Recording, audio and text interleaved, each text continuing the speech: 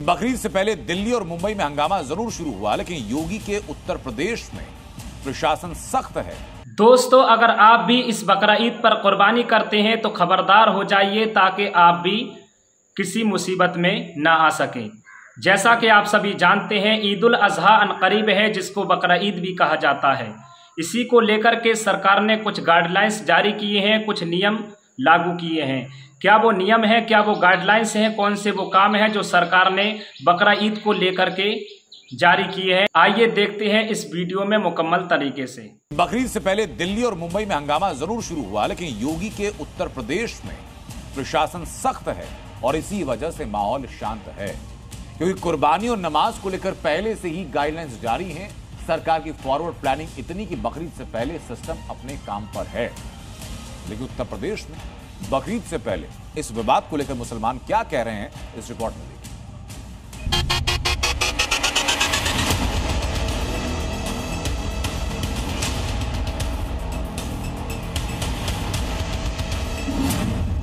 UP में बकरीद से पहले अलर्ट, गाइडलाइंस जारी।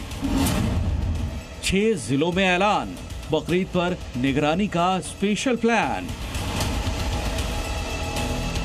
भारत में 7 जून को बकरीद मनाई जाएगी। बकरीद पर मुस्लिम बकरा काटते हैं और बेजुबान जानवर की जान लेकर उसको कुर्बानी कहते हैं। लेकिन बकरीद पर विवाद और तनाव की वजह बनती है कुर्बानी के बाद फैली गंदगी, नालियों से बहता खून और जहां तहां फेंके गए मीट के टुकड़े। इसलिए यूपी में सरकार ने बकरीद पर गाइडलाइंस जारी किया है। 6 जिलों में अलर्ट भी घोषित कर दिया गया है। मेरठ रेंज के डीआईजी कलानिधि नैथानी ने आगामी बकरीद और कांवड़ यात्रा को लेकर रेंज के अफसर के साथ बैठक की। बकरीद और कांवड़ यात्रा को लेकर विशेष तैयारियों पर चर्चा की गई। संवेदनशील स्थानों की पहचान और सुरक्षा व्यवस्था को मजबूत करने के निर्देश दिए गए। ट्रैफिक मैनेजमेंट और धर्म गुरुओं से बातचीत करने पर जोर दिया गया।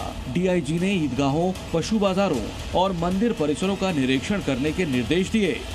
यूपी में योगी सरकार ने पिछली बार ही बकरीद को लेकर सख्त गाइडलाइंस जारी की थी।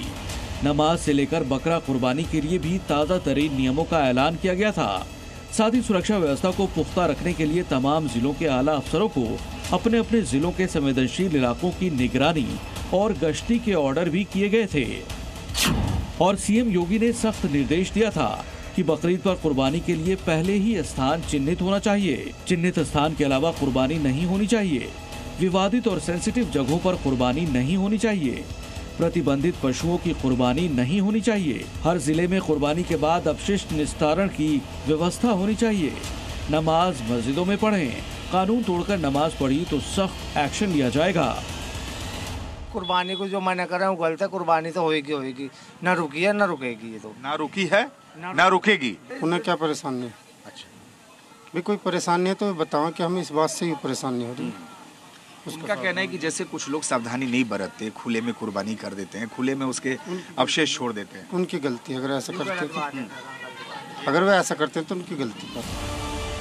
सरकार की गाइडलाइंस के बाद मुस्लिम धर्मगुरुओं ने कुर्बानी हेल्पलाइन भी जारी किया है। लखनऊ के ऐशबाग ईदगाह स्थित दारुल उलूम फिरंगी महल में हेल्पलाइन की सुविधा मिलेगी, जिस पर मुस्लिम फोन कर कुर्बानी और हज से रिलेटेड जानकारी ले सकेंगे।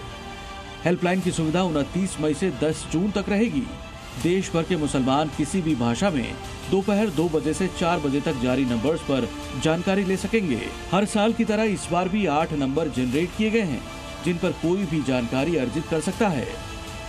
कुर्बानी करने के लिए पहले से स्पॉट्स डिजिग्नेटेड हैं और जाहिर सी बात है इस्लामिक सेंटर की तरफ से एडवाइजरी जारी की जाएगी, जिसमें लोगों को ये हिदायत दी जाएगी हर साल की तरह इस साल भी कि पब्लिक प्लेस पे ना करें, खुले पे ना करें, गली और सड़क किनारे कुर्बानी ना करें, बल्कि बड़े मदरसों में या जहां पर ऑलरेडी पहले से कुर्बानी होती आ रही है सिर्फ वहीं पे कुर्बानी की जाए। यूपी में प्रशासन पहले से अलर्ट मोड पर है, ताकि बकरीद पर कोई बवाल न हो और न ही तनाव की स्थिति पैदा हो। साथ ही कुर्बानी के बाद गंदगी भी न हो।